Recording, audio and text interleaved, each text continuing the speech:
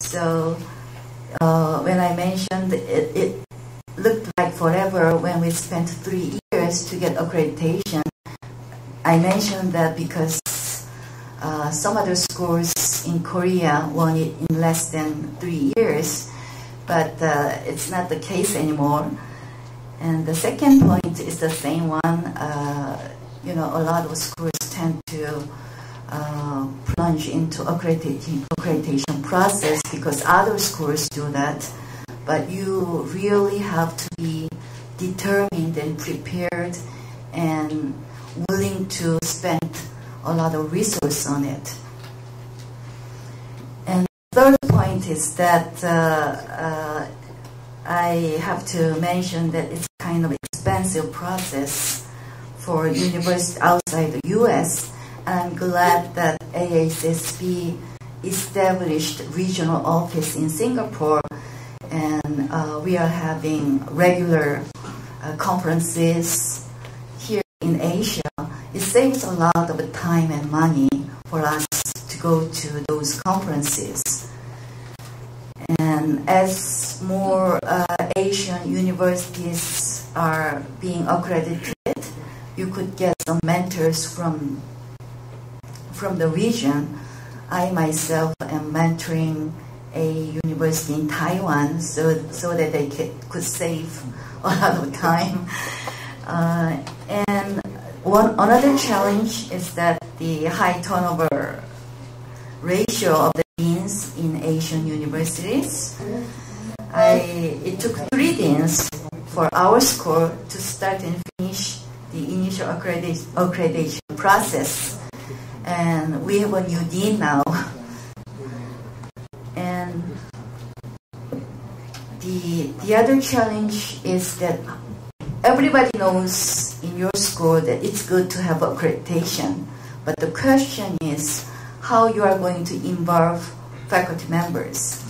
You know, it's not, personally, there is not enough incentive to do the work.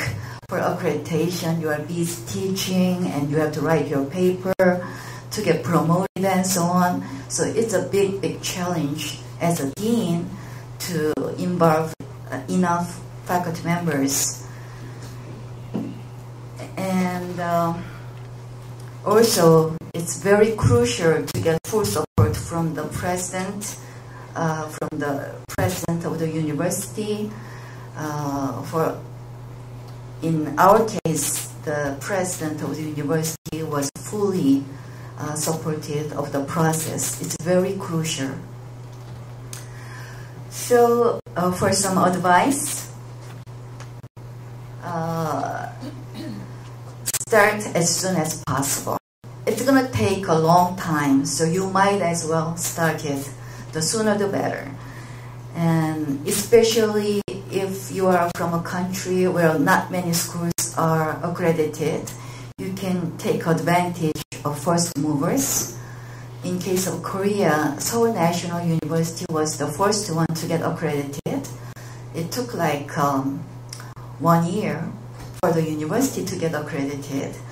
I'm not sure I'm correct, but I heard it's the first university that got accredited outside the US. That's not true? It was about 10 years ago. Yeah, maybe. So, as more people get accredited, it's going to take more time for you to get accredited. And about the mentor and peer review team, Eileen mentioned that already, but ask for a mentor from business schools that are most comparable to yours. And when we started the process, we were not really familiar with organizations like IAJBS. So we had a mentor from a business school in Europe. He was very helpful, but it took more time to understand each other. Because our school is very much US-oriented. About 98% of our faculty members got their degrees in the US. and our school was founded by Wisconsin Jesuit fathers and so on. So it took a while for us to get acquainted.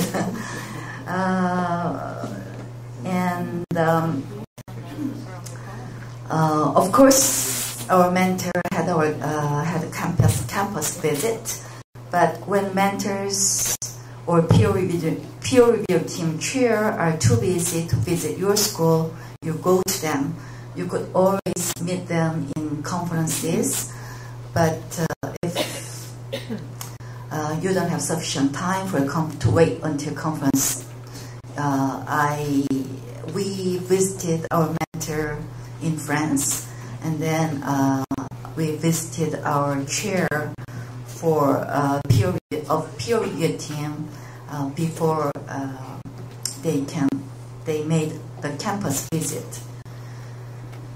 So I mentioned that you can use every opportunity to meet with the mentor or peer review team chairs. About the reports, that's the most challenging part. You have to write up so many reports, strategic plan, alignment plan, progress report, and self-evaluation report. And to do that, you need a team of very devoted faculty members, preferably young tenured professors. But then you get to ask junior faculty members because they are the ones who can't say no to you. So,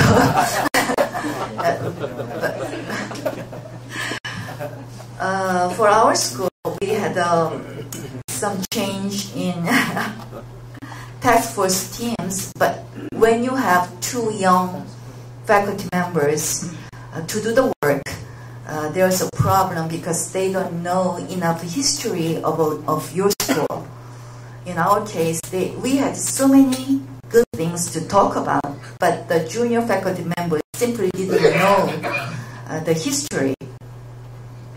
So it's very important to have some seasoned faculty members in your team. And second point looks trivial but very important. Read AACSB guidelines before plunging into writing reports. You know, many of these professors are too busy to do homework, so they just write something.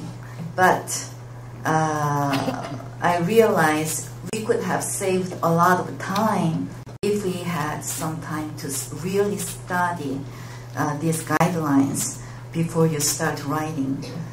Now that I'm mentoring, I'm reading all the guidelines. So I could have saved a lot of time. And it's a good idea to have regular meetings, like at least once a month. Otherwise, time just flies. And for the final report, it's a good idea to have a designated person so that he can read through the full report to get some consistency in both style and content. Usually it's a teamwork, and people have different style, and unless somebody does the full reading, the report could be inconsistent and so on. And do I have some more time? Oh, okay, thank you.